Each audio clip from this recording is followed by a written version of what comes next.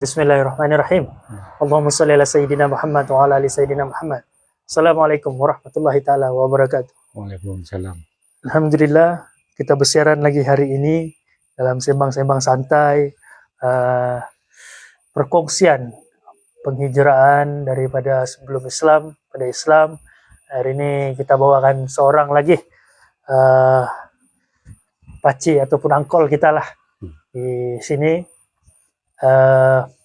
Tapi sebelum kita mula kepada wawancara ataupun sembang-sembang santai, kita mohonlah siapa-siapa view tolong untuk share.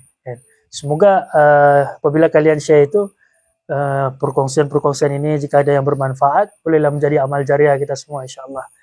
Jadi ambillah peluang untuk share, dengan tekan butang share saja kita pun boleh mendapat manfaat dan juga mendapat amal jariah. Jadi perkataan tekan butang itu adalah perkataan yang sangat senang dan senang dibuat pakai jari aja. Tapi bermanfaat dia sehinggalah apabila ilmu-ilmu yang dikongsikan ataupun pengalaman yang dikongsikan dapat jadi inspirasi digunakan oleh sahabat-sahabat yang lain dan dia menjadi amal jariah pada kita. Apabila kita sudah meninggal pun ilmu itu masih tetap digunakan, kita tetap mendapat pahala amal jariah itu. Jadi insyaallah mohon tolong share lah sahabat-sahabat.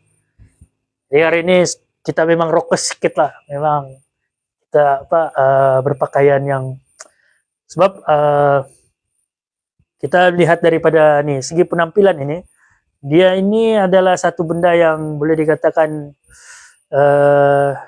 di zaman ini diperlukan lah. Sebab kalau kita berjubah ya, dia akan susah untuk kita menyampaikan message kepada orang-orang yang sahabat-sahabat kita yang boleh dikatakan belum mau berhijrah. Nah, jadi bila kita pakai sembang-sembang santai, pakaian santai kan. Jadi insyaallah mungkin lebih dekat lah di jiwa sahabat-sahabat kita nih. Ya jiwa-jiwa muda. Cemangkol kita di sini pun berjiwa muda. Dengan rambut ala-ala macam Wali Songo. Masyaallah. Jadi kita minta share dulu. Ada berapa view? 6. Kita minta sahabat-sahabat share dulu baru kita teruskan. Boleh naikkan kepada 10 view kah? Ya, insyaallah baru kita share pengalaman menarik. Bagaimana cerita daripada sebelum Islam kepada Islam dan Islam tu waktu sudah Islam, bagaimana pula pengalaman-pengalaman yang uncle kita ni perolehi lah. Jadi mohon share dulu, naikkan view kita insyaallah.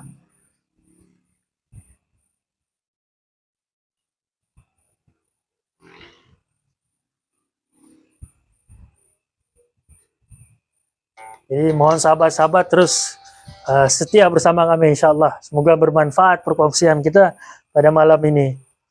Jadi kita akan cuba untuk kerap lah untuk buat sesi wawancara, bual bicara. Dan sebab daripada itu adalah salah satu sumber kita mempelajari. Pengalaman-pengalaman itu sebenarnya adalah ilmu. Dan orang-orang yang mendapatkan pengalaman ini bukan mudah. Dan orang melalui banyak peristiwa barulah mereka mendapat pengalaman-pengalaman tersebut. Jadi kita yang hari ini dapat dengar itu sangat beruntung sebab kita mendapat jalan pintas. Kita tidak korbankan masa ataupun pengalaman perasaan kita dalam perjalanan itu, tapi kita cuma mendengar dan kita mendapat pengajaran. Sebab itu pengalaman ini adalah sesuatu benda yang akan mematangkan kita lebih daripada usia kita. Pemikiran kita akan terbuka dan kita akan nampak banyak hikmah di sebaliknya. Jadi insyaallah mohon share sebelum kita mula. Kepada sahabat-sahabat yang ada 5 view ni, tolong share.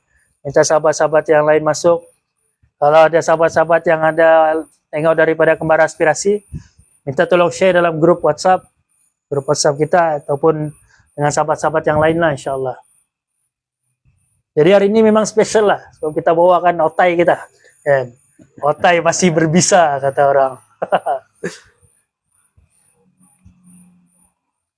Jadi rasanya tidak perlulah kita bawa masa. Rasanya kita teruskanlah kepada inti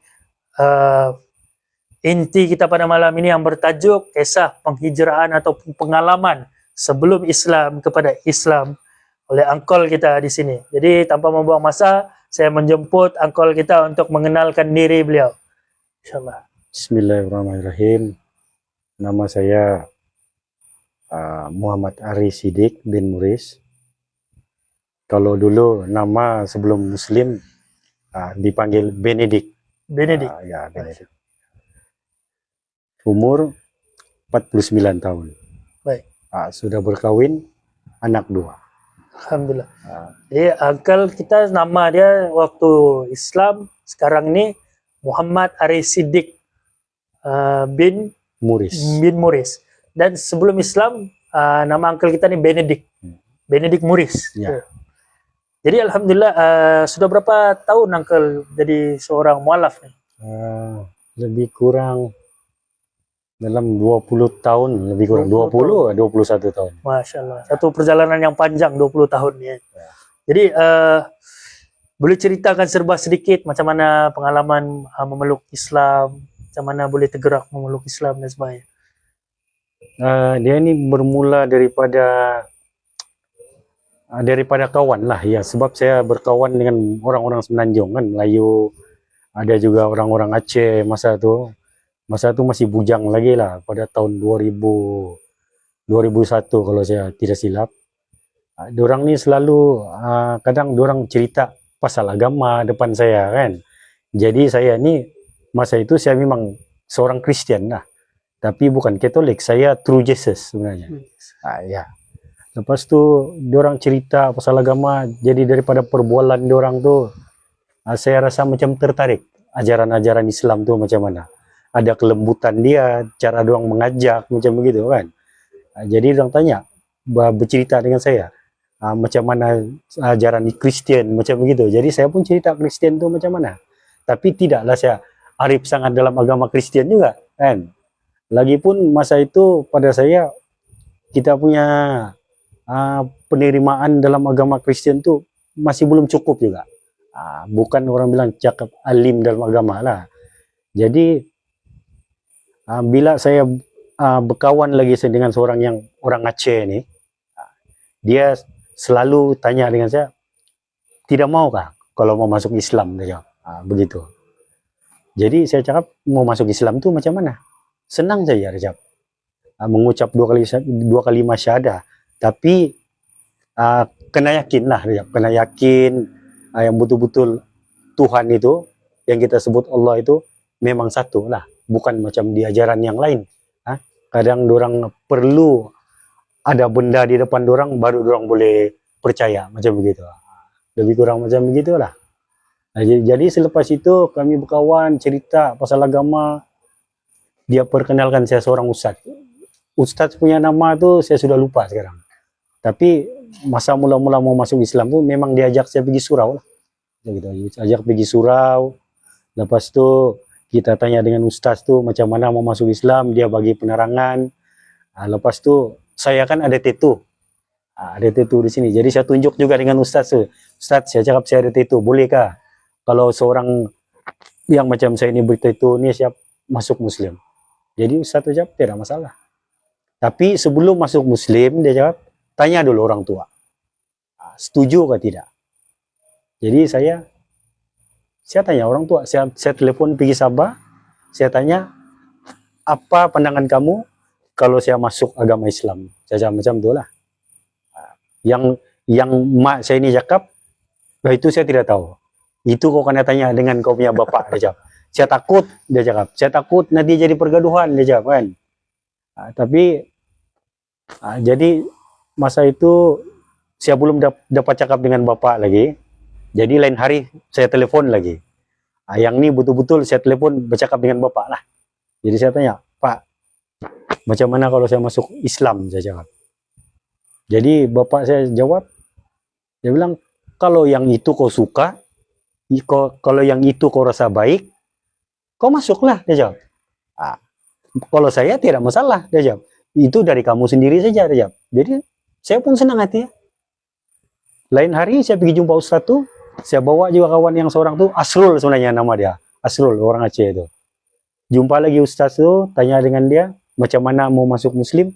Oke, kalau macam tu kamu masuk Muslim, dia jawab, kita rasmikan di sini, kita bersyahadah, dia jawab. Tapi kamu syahadah ini, kamu mesti betul-betul yakin, dia jawab, yang bahwa Allah itu memang satu saja. Lepas tu keyakinan itu dia bukan setakat di mulut, kena dari hati betul-betul aja. Jadi diajar saya bersyahadah. Lepas tu dia kasih ertikan dalam bahasa Melayu apa itu syahadah. Lepas tu sekarang macam mana Rejab? Boleh buat Rejab? Boleh Rejab, saya buat. Oke, kita buat saya bersyahadah, asyhadu alla ilaha illallah wa asyhadu anna Muhammad Rasulullah. Jadi Ustadz tu tanya, kalau selepas ini dia cakap, kamu masuk Muslim, saya harap dia cakap tiada lagi macam yang kau punya cara hidup tu yang macam dulu lah dia cakap kan, macam minum dia cakap kan, kamu ni dia cakap macam bayi yang baru lahir dia cakap. Okay. Macam yang bayi baru lahir, seumpama kain putih lah dia cakap. Jangan buat dosa lagi. Kalau boleh, jangan buat dosa lagi, Rejab. Minum, buang, main perempuan, buang. Macam itulah, Rejab. Lepas tu, selepas ini, Rejab, dalam masa 2 hari begitu, kita akan pergi Jabatan Agama Islam, Rejab. Nanti, betul-betul, dalam 2 hari itu, memang Ustaz tu bawa pergi Jabatan Agama Islam. Kami jumpa lagi seorang Ustaz di sana. Lepas tu, Ustaz tu bertanya, sudah ada kan nama Muslim, Rejab?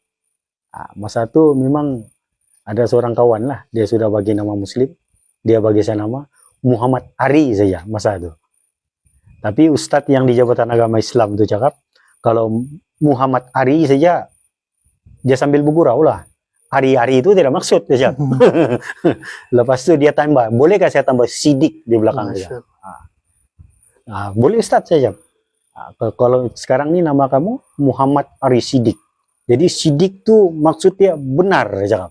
Benar lah, jawab. Oke, saya tidak masalah. Oke. Lepas tu dia bagi saya nama itu. Lepas tu dia orang buatkan saya kad Islam. Itulah. Oke. Dia ceritanya 21 tahun yang lepas. 21 tahun. 21 tahun yang lepas. Ya. Jadi kita sedia maklum apabila sebelum Islam nih kan.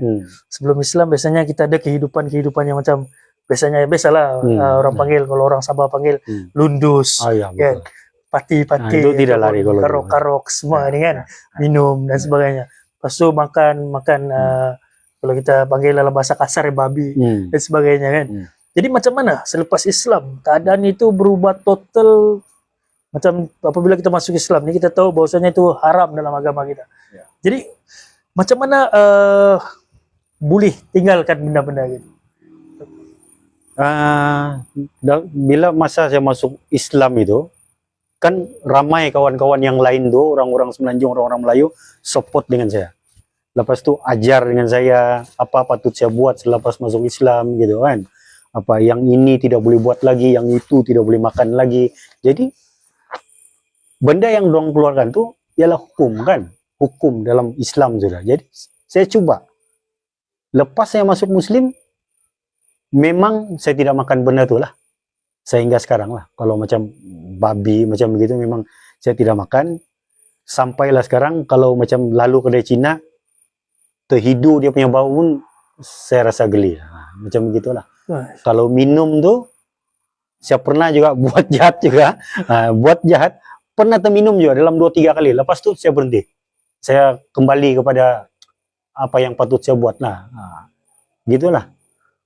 Ya, memang pernah terminum juga sebab pengaruh kan. Jadi bila saya pikir Ustaz cakap saya umpama kain putih itu, jadi maknanya saya sudah tidak dosa kan, tapi saya berbuat lagi, penyesalan itu timbul lagi. Penyesalan itu timbul lah. Jadi saya balik lagi. Orang bilang balik ke pangkal jalan lah, ikut cara Islam betul-betul. Sampailah sekarang. Alhamdulillah. Jadi biasanya dalam hidup kita memang ada masa-masa tertentu tuh yang kita terpengaruh. Ya betul. Lagi-lagi memang sebab saya masa itu kan baru lagi kan, macam bukan tidak mau ikut cara Islam, tapi masih terbawa kadang-kadang masa yang saya terminum tuh masa pulang kampung lah. Ada majelis kawin kan, lepas itu kita memang sudah tolak juga, tapi dihulur macam keluarga macam memaksa lagi. Ada pemaksaan juga kan, jadi kita terminum juga sedikit. Lepas itu selepas dari itu kita kasih tinggal lah macam gitu. Dia biasa dalam ini sebab dia masyarakat punya budaya keluarga kita dan sebagainya. Cuma memang ada berat untuk Ya. kita, lagi-lagi apabila kita balik kampung. Betul. Tapi kalau kita jauh daripada itu terjaga dan Ya. sebagainya. Hmm. Oke, selain daripada itu, kita difahamkan bahwa Uncle kawin di Indonesia. Ya, Kawin di Indonesia. saya berkawin dengan orang Indonesia. Indonesia. Medan, Sumatera, Indonesia. Jadi Uncle sebagai seorang mualaf, apabila ke Indonesia waktu itu, macam mana penerimaan masyarakat Indonesia dengan Uncle lah? Oh. Kalau penerimaan tuh memang kita rasa memang seronok betul. Diorang terima kita seolah-olah kita sudah lama kenal. Diorang kira macam mengajak lah. Masa saya datang pergi nikah di sana pun, yang orang bilang tinggal sedikit yang perlu saya urus lah. Yang lain tuh semua orang sudah urus. Macam pelamin ke apakah. Yang kita pergi cuma pergi Jabatan Agama Islam lah. Kalau di sana panggil kantor agama. Kantor agama. Ya, kantor agama diorang urus semua. Pasal kawin. Lepas itu saya nikah dalam rumah. Rumah istri lah masa itu. Ini berapa tahun? Saya nikah tahun 2002 ya. 2002 ya. Sudah lama, sudah 21 tahun ya. 21 tahun lah. Jadi macam mana Uncle sudah pernah pergi Indonesia dan juga di Malaysia. Ya. Jadi macam mana penerimaan golongan, kalau kita bahas boleh dikatakan banding lah, Ya. di antara penerimaan orang Malaysia dengan orang Indonesia, di mana yang Uncle rasa mungkin lebih diraihkan? Kalau yang saya rasa tempat istri lah. Tempat istri. Ya, memang diraihkan betul-betul. Sebab orang-orang tua yang bersaudara dengan bini saya, yang saya tengok di sana, diorang happy. Happy lah. Dapat saudara baru, lepas itu dapat menantu lagi. Orang Malaysia kan. Lagi-lagi saya ini mualaf, jadi diorang rasa bangga. Seorang anak boleh tarik seorang laki masuk Muslim macam begitu. Tapi sebenarnya saya sebelum kawin saya sudah masuk Muslim masa itu. Cuma sebelum saya kawin pun saya memang sudah kenal lah istri saya. Kita memang pernah bercerita macam gitu kan. Jadi oleh kerana dia seorang Muslim, jadi saya pun bersungguh-sungguh juga mau jadi orang Muslim juga. Saya belajar dari kawan lah macam gitu, macam mana caranya. Oke, jadi kalau kita cerita tadi mengenai benda yang penerimaan ataupun mengenai diraihkan sebagai seorang Muslim. Ya. Tapi macam mana pula cabaran dia menjadi seorang Muslim dalam apabila kita membesar bersama keluarga, masyarakat yang bukan Islam, dan macam mana penerimaan masyarakat yang macam contoh kawan-kawan lama, keluarga selepas jadi Muslim nih? Ya. Kalau itu biasalah kan. Kadang ada orang menerima kita dengan baik. Ada juga kadang orang pandang serong dengan kita. Begitu. Kalau sudah masuk Muslim, yalah, sekarang kau nama pun sudah lain macam gitu kan. Kau mesti jadi orang baik lah sudah kan. Jadi itu sebenarnya satu sindiran lah. Tapi pada saya benda itu saya tidak peduli. Sebab saya yang menjalani menjadi seorang Muslim kan. Jadi apa yang patut saya buat itu saya buat. Itu saya tidak peduli. Orang mau cakap apa pun itu saya tidak kisah. Yang penting saya bawa Islam dengan cara saya lah. Ramai itu yang buat begitu. Ramai yang cakap menyindir. Ada juga di kalangan-kalangan mungkin ada kaitan keluarga juga pun. Memang ada juga yang begitulah. Jadi satu pengalaman yang boleh dikatakan yang memberi kesan yang sangat dalam lah buat Uncle sampai ke hari ini. Ya, pengalaman menjadi seorang mualaf tuh. Apa pengalaman yang membekas? Mungkin boleh dikatakan pengalaman baik ataupun buruk lah. Tapi pada akhirnya kita nampak kan kita tetap berpegang juga dengan agama. Mana satu yang memberi semangat, memberi kita kekuatan waktu itu? Ini berkaitan dengan istri saya lah. Lebih kurang macam begitulah ceritanya. Dia walaupun saya dalam kesusahan sekarang nih, yang saya cerita lah, istri sakit buah pinggang, lebih kurang dalam berapa tahun, dalam 10 tahun juga dia sakit. Orang bilang Allah tuh sentiasa ada dengan kami. Ya. Dibagi juga umur panjang. Kalau yang saya tengok lah, kawan-kawan istri saya ini ramai yang sudah meninggal. Jadi di sana walaupun istri saya sakit, saya jaga dia dengan pertolongan Allah lah. Gitu. Jadi ya, itu mungkin ada momen-momen yang dimana dalam satu keadaan dimana kita nampak betul lah pertolongan Allah tuh dalam kehidupan tuh. Sebagai contoh mungkin boleh dikatakan ada waktu-waktu tertentu yang kita macam merasa putus harapan, tiba-tiba Allah antar bantuan, itu Ya. menyebabkan kita terus kuat dalam jalan. Ada juga macam tuh, banyak sebenarnya, tapi kadang kita lupa. Tapi ada yang kita ingat pun kadang-kadang kita malu mau cerita. Kita malu mau cerita sebenarnya. Jadi itu Daripada segi orang bilang keperluan hidup kita sehari-harian, keuangan kita, itulah yang saya rasa Allah bantu tuh. Walaupun dengan sekarang saya kerja pun tidak tentu kan, tapi sentiasa makan tuh tetap ada juga. Untuk belanja tuh ada juga dengan pertolongan Allah, dengan keyakinan kita lah, gitu ya. di situ kita nampak macam Ya, mana nampak. kasih sayang Allah. Memang nampak. Lepas itu alhamdulillah saya jarang sakit juga. Mungkin Allah bagi saya jarang sakit ini sebab saya jaga orang yang sakit kan. Sebagai ketua rumah. Iya itu. Saya rasa Allah bagi saya itu hikmah jarang sakit. Jadi saya boleh bergerak lagi. Sebab kalau istri ini dia memang sudah sakit lah. 10 tahun dalam keadaan sakit. Dan uncle sebagai seorang ketua keluarga yang menjaga. Dan saya difahamkan anak-anak uncle pun perempuan ya. Ya, perempuan. Anak uncle pun perempuan. Jadi cabaran itu memang besar. Lagi-lagi memang besar. Kalau jaga anak perempuan nih memang besar dia punya cabaran. Dan lagi-lagi uncle sebagai seorang mualaf kan, dalam lingkungan yang kita sendiri nampak macam mana kan. Jadi dalam tempo 10 tahun tuh dengan cabaran-cabaran uncle dan apa semua. Jadi apa pengajaran terbesar yang uncle dapat sebenarnya dalam kehidupannya sebagai seorang mualaf? Pengajaran macam mana tadi? Pengajaran yang terbesar dalam kehidupan sepanjang uncle jadi seorang mualaf nih. Sudah pengajaran terbesar yang uncle dapat dalam kehidupan uncle nih, selepas bergelar seorang mualaf. Pengajarannya. Ya.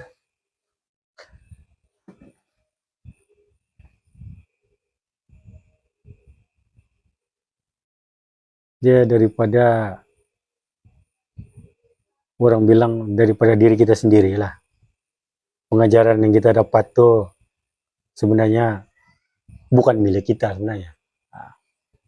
Pengajaran yang kita dapat tuh sebenarnya ialah daripada aturan yang Allah bagi dengan kita lah sebenarnya. Sudah reda di atas ketentuan Allah lah. Kita reda.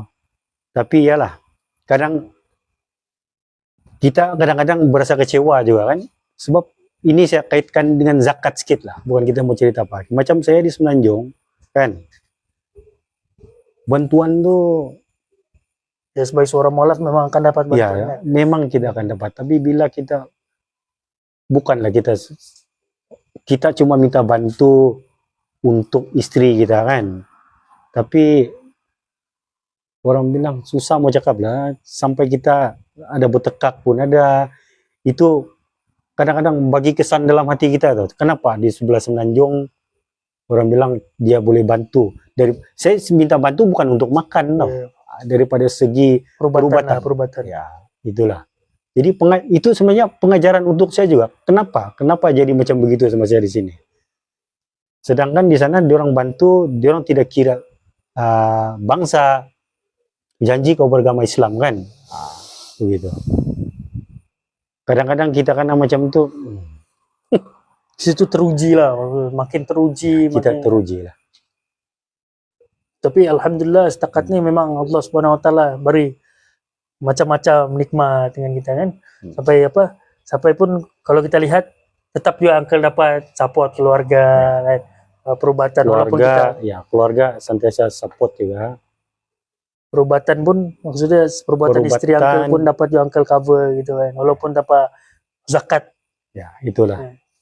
Kita bukan mau kasih paham. Kita bukan merendahkan. Ya, cuma iyalah sebab hari itu bukan hari itu. Ini tahun 2015 ke 2016 punya cerita lagi. Kita sampai daripada Selangor, dari Semenanjung pergi sini. Masa itu kan kita tidak kerja. Jadi bila bini pindah pergi sini, cuci darah di sini, semua kita kena keluar duit sendiri.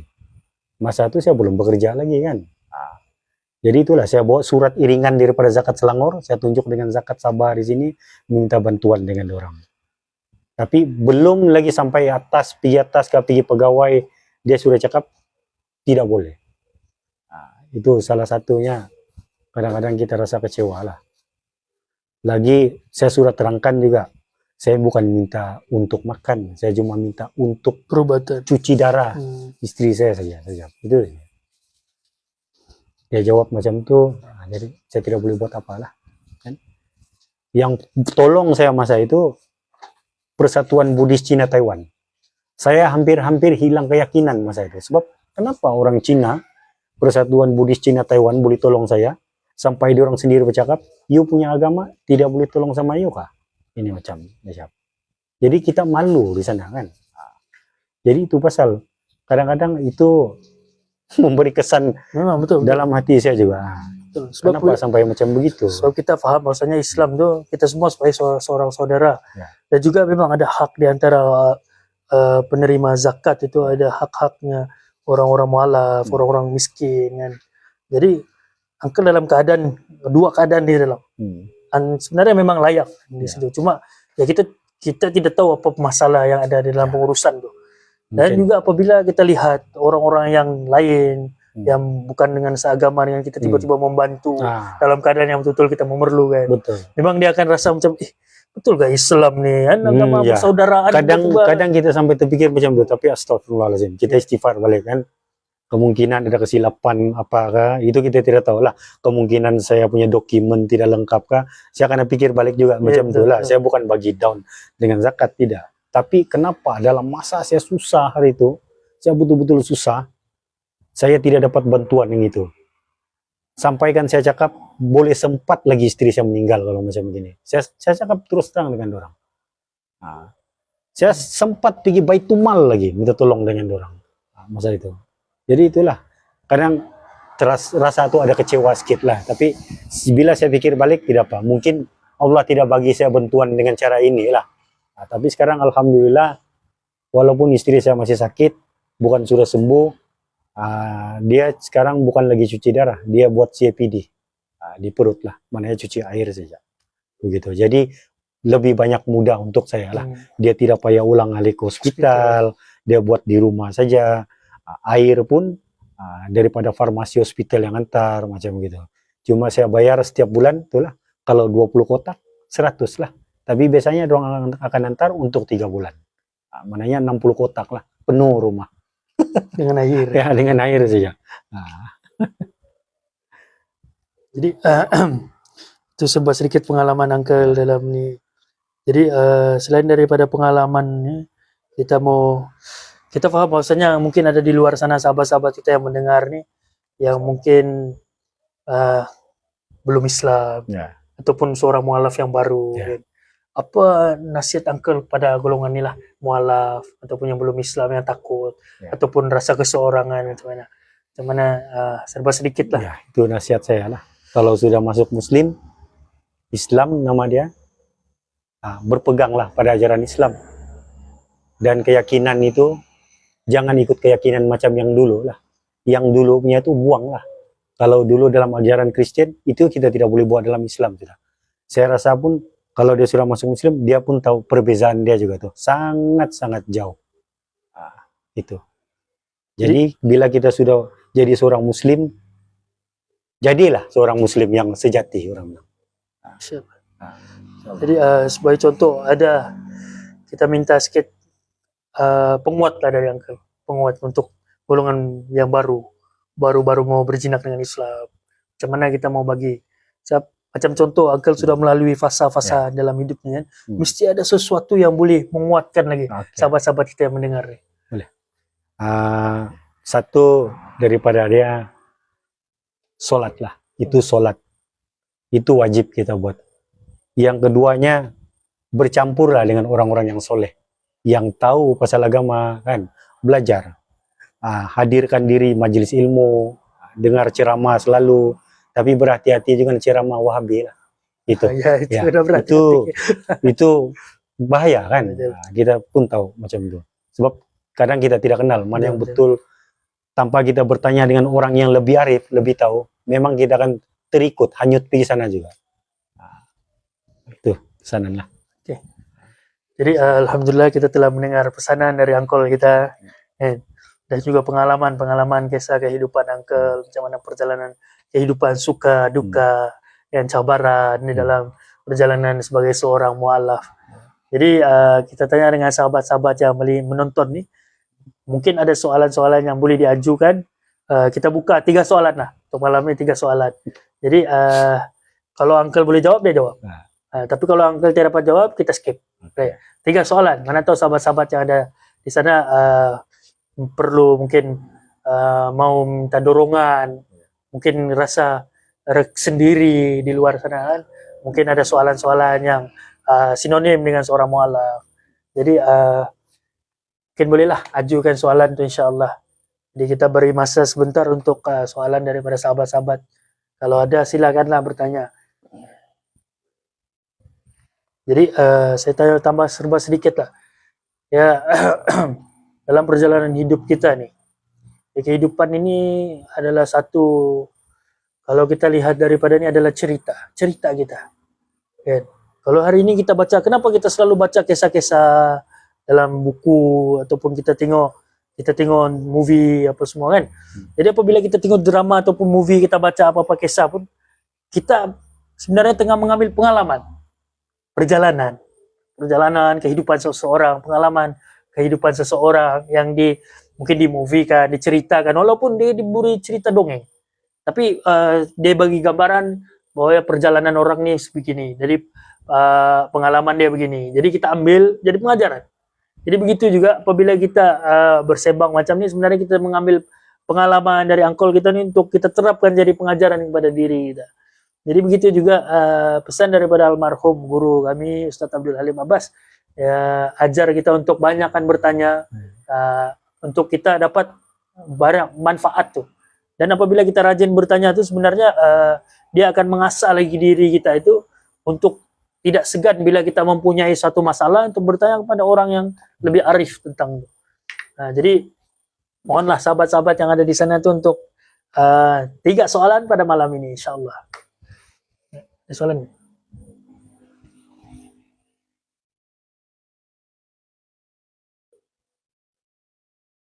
Itu pengari. Jadi mungkin kita sambil kita tunggu apa? Ya. Soalan nih, ya bolehlah kita kongsi sedikit. Ya. Jadi kami cuma saya mau tambah sedikit lah, bukan mengajar, cuma berkongsi. Berkongsi itu amalkanlah, banyakkan berselawat. Berselawat ini adalah kunci kita untuk lebih dekat kepada baginda Rasulullah sallallahu alaihi wasallam. Rasulullah sallallahu alaihi wasallam ini adalah kekasih kita semua, dan hanya baginda saja yang akan beri kita syafaat di akhirat lah. Jadi salah satu daripada syarat untuk kita dapat syafaat baginda itu adalah dengan berselawat, dengan banyaknya berselawat. Dan insyaallah saya yakin sahabat-sahabat yang mendengar ni, apabila kalian amalkan selawat mungkin sekurang-kurangnya 1000 sehari, selawat apa jenis selawat saja. Kalau rasa diri kita itu mudah dengan selawat Jibril sallallahu alaihi Muhammad, kita amalkan selawat Jibril. Kalau mau selawat yang biasanya kita dengar Allahumma salli ala Sayyidina Muhammad wa ala ali Sayyidina Muhammad, itu pun boleh. Yang penting kita punya kecintaan kepada baginda Rasulullah sallallahu alaihi wasallam. Jadi dengan itu insyaallah semua urusan dunia, urusan akhirat kita akan dipermudahkan oleh Allah Subhanahu wa taala. Jadi itulah, semoga perkongsian ini sahabat-sahabat yang dengar tuh bolehlah mulakan amalkan selawat. Kalau kita cinta dengan seseorang itu, kita kan sering menyebut nama dia. Kita sering menyebut ceritanya. Dan apalagi kalau kita mencintai baginda, kita mesti sering sebut namanya dalam hati kita. Kita sering sebut kisahnya, sebab kita mencintainya. Dan cinta yang indah itu adalah mencintai baginda Rasulullah sallallahu alaihi wasallam. Ada soalan?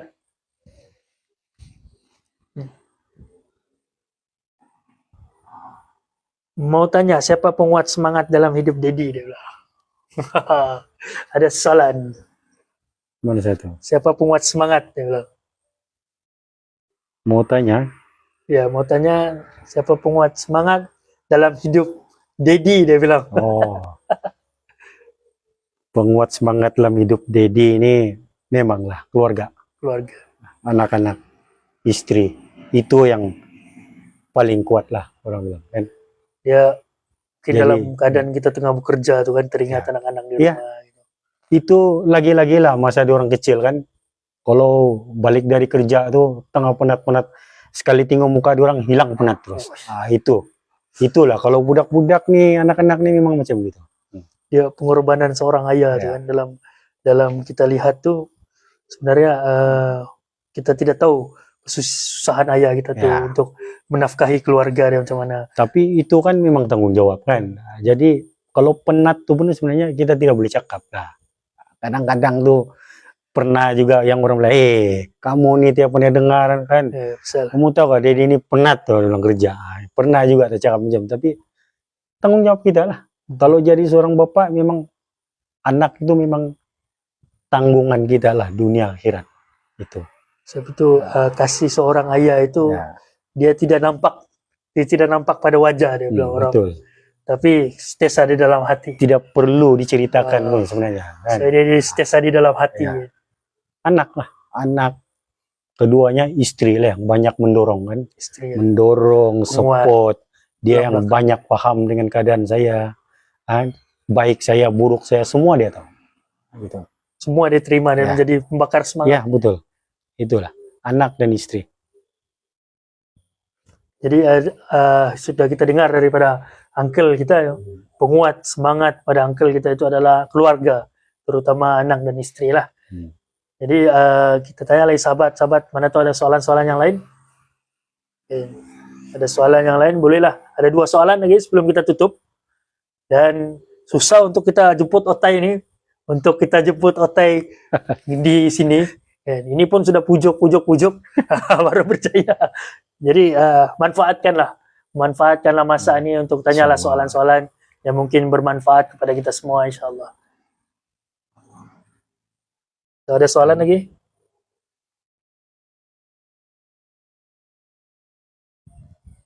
Waalaikumsalam kepada pemberi salam Abang Faisal. Jadi kalau tadi sebut pasal ayah tu bergegar jugalah, bergegar sebab yalah kami sudah tidak bapak kan. Ya. Jadi kadang-kadang kalau teringat balik pasal bapak ni, dia tidak sebut kan kesusahan dia dengan kita macam mana. Yang kadang-kadang misalnya kalau ayah ni dia nampak tegas kan.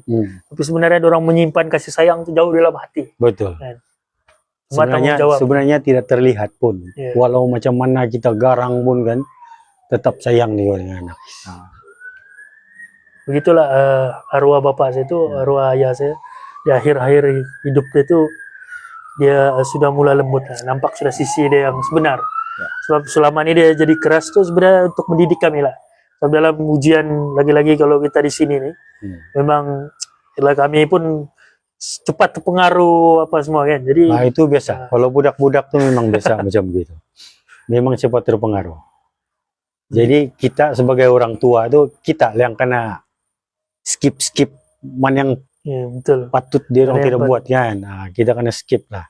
Dia kadang-kadang mau marah anak kita ni pun sebenarnya kita tuh terkesan juga. Betul. Terkesan di hati. Bukan tidak sedih sebenarnya sedih. Tapi itulah terpaksa yo tunjuk kita nih sebagai bapak kan. Kena tegas kan. Betul. Tanggung jawab kita. Ada soalan? Soalan saya tuan, sejak masuk Islam pernahkah merindui Nabi SAW? Pernahkah merindui Nabi SAW sejak masuk Islam? Kata sahabat. Hari-hari pun rindu. Hari-hari rindu. Hari-hari kita kena rindu dengan dia. Sebab kalau kita cerita yang dalam pun mengenai Muhammad SAW ni kadang-kadang tidak sampai juga dengan orang lain kan. Ya, betul. Jadi siapa yang paham ajaran ini dia akan paham macam mananya rindu kita dengan dia. Sering setiap kali itu memang merindui. Lagi-lagi bila kita selawat. Makin kita selawat makin rindu. Jadi angka lari kita cakap memang setiap hari itu memang ada rindu kan, rindu yang teramat lah pada baginda Rasulullah SAW. Ada soalan lain? Insyaallah. Satu soalan yang terakhir.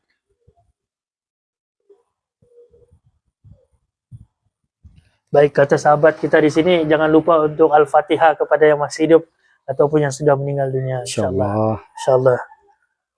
Jadi satu soalan yang terakhir kepada sahabat-sahabat yang mendengar live kita malam ini. Satu soalan yang terakhir untuk kotai kita di sini, angkol kita di sini, yang kita susah-susah sudah bawa pergi sini untuk berkongsi pengalamannya mahal nih dengan kita. Jadi jangan lepaskan peluang nih untuk tanya. Tanya yang satu soalan yang terakhir. Killer question kita bilang. Jangan yang susah-susah lah, yang senang-senang saja. Ini baik. Ada soalan?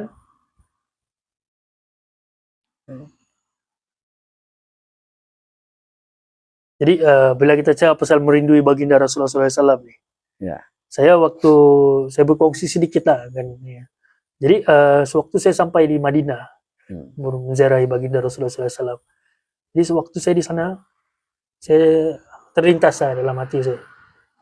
Saya bilang apabila kita mencintai seseorang tuh, maka jarak itu tidak ada. Tidak ada jarak tuh sebenarnya. Karena itu di sini. Alhamdulillah. Tes sini. Kok kita gimana pun, tes ada di sini. Tes rasa dekat. Cuma yalah, kita tidak pernah melihat. Betul. Kita rindu untuk mau melihat. Ya. Kalau boleh dipeluk kita. Lagi-lagi bila kita dalam ujian hidup kita nih kan, yang serba turun naik, kita mau rasa, ya Allah, kalaulah aku dapat dipeluk oleh baginda Rasulullah SAW, hilang semua punya masalah. Betul. Kan?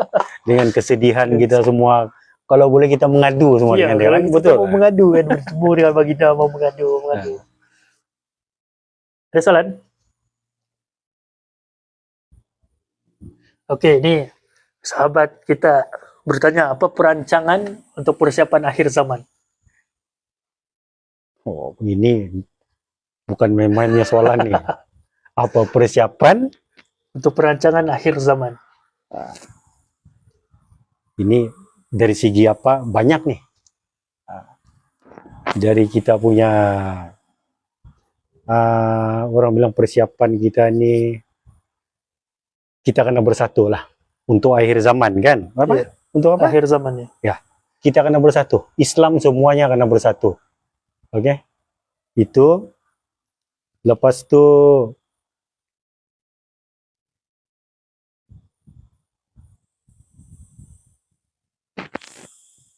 mau cakap apa? Ya. Memang benar lah sebenarnya kalau kita cakap Islam kena bersatu. Lepas itu ya itu saya lah kalau persiapan akhir zaman ini memang mungkin menyiapkan diri kita. Menyiapkan diri daripada diri kita sendiri. Lepas itu kumpul orang-orang Islam bersatu dengan kita. Banyaklah sebenarnya, tapi susah saya mau terangkan di sini kalau. Sebab yang lain tuh macam saya tidak perlu bagi tahu pun, sebab itu ada rahasia dia kan. Dia ada rahasia dia. Kita tidak boleh cakap semua di sini. Ini live nih. Iya, betul. Ini live nih. Cuma apabila kita bahas pasal persatuan macam Uncle sebut tadi, umat Islam itu kena bersatu. Tapi yang sedihnya hari ini apabila umat Islam kita itu berpecah-pecah. Betul. Walaupun kita duduk dalam mana-mana community, hatta satu persatuan yang kecil pun kita boleh berpecah-pecah. Ya, sebab itulah fitnah yang terkena dengan kita itu di akhir zaman ini memang itulah perpecahan. Jadi sulit untuk kita menyatukan, tapi kita kena buat. Kita kena mula walaupun sekecil-kecil tuh. Sekurang-kurangnya kita ada usaha untuk coba menyatukan umat ini. Walaupun kita tahu bahwasanya kita mungkin tidak akan mampu, kan. Tapi sekurang-kurangnya kita telah buat. Seperti mana kisah. Kita sebut sedikitlah kisah di sini kan. Kisah Nabi Allah Ibrahim alaihissalam ketika dibakar dalam api neraka, astagfirullahaladzim, ketika dibakar oleh api Namrud, astagfirullah. Ketika dibakar oleh api Namrud, seekor burung pipit, bayangkanlah burung pipit yang kecil, mengambil air di paruhnya, dan boleh dikatakan siram air menggunakan paruhnya kepada dalam api itulah, kepada api itu. Jadi berkali-kali dibuat. Sedangkan kalau kita cakap, api yang begitu besar mustahil akan dipadamkan dengan air yang begitu sedikit. Betul. Dan apabila ditanya kepada burung pipit itu, "Wahai pipit, kau kau buat begitu, api itu tidak akan pernah padam, dia jawab kan. Jadi kenapa kau buat begitu? Kau sendiri tahu, dia jawab. Jadi kata burung pipit itu, dia bilang, sekurang-kurangnya aku telah melakukan sesuatu walaupun kecil, dia jawab. Dan apabila Allah menanya soal aku tentang itu, aku boleh jawab, ya Allah, aku telah melaksanakan. Aku tidak sanggup melihat kekasihmu dibakar. Dan aku telah usahakan semampu yang kau berikan kemampuan kepadaku. Dan jadi begitu juga kita. Kita tidak mampu buat yang besar, tapi jangan tinggal yang kecil yang kita mampu buat. Hatta satu hari kita pergi masjid, sekurang-kurangnya kita bagi RM1 pun, Allah tidak akan tinggal nilai, tapi tengok keikhlasan kita itu di mana. Sebab Allah sendiri yang letak kemampuan kita itu di mana. Jadi kemampuan kita di sini, jadi itu yang kita mampu buat. Jadi kita sudah 3 soalan, sudah cukup pada malam ini soalan kita. Jadi alhamdulillah kita telah jemput uncle kita, bagi kita masa dengan kesibukan kehidupan, bagi kita masa itu cukup bersyukurlah kita. Dan kita mendengar berbagai pengalaman, berbagai kisah yang sampai kadang-kadang rasa tadi itu bercakap tu pun macam Allah, macam mau menangis tidak saja. Tapi yalah, begitulah pengalaman dan kisah uncle kita, Uncle Ari, dalam perjalanan sebagai seorang muslim, mualaf. Dan insyaallah semoga apa yang kita kongsikan, apa yang uncle kongsikan ini menjadi sumber inspirasi, pengalaman, pengajaran kepada kita, dan juga menjadi amal jariah kepada kita lah insyaallah. Jadi sebelum kita tutup majlis kita pada malam ini ataupun tutup wawancara kita pada hari ini, mungkin uncle ada sepatah 2 kata kepada yang melihat ataupun pada saya tiada lah, cuma terima kasih karena menonton live kami ini, itu saja lah ya. Jadi itulah sekian daripada kami. Terima kasih semua yang terus menonton, yang terus bersama dengan kami daripada awal, susah dan sedang, turun dan naik tadi. Dan insyaallah kita jumpa lagi di masa akan datang, dan terus setia bersama kami. Lepas ini kita akan bagi lagi sahabat-sahabat kita yang lain berkongsi pengalaman kehidupan dan sebagainya insyaallah. Dan sekian, terima kasih. Assalamualaikum warahmatullahi taala wabarakatuh. Waalaikumsalam.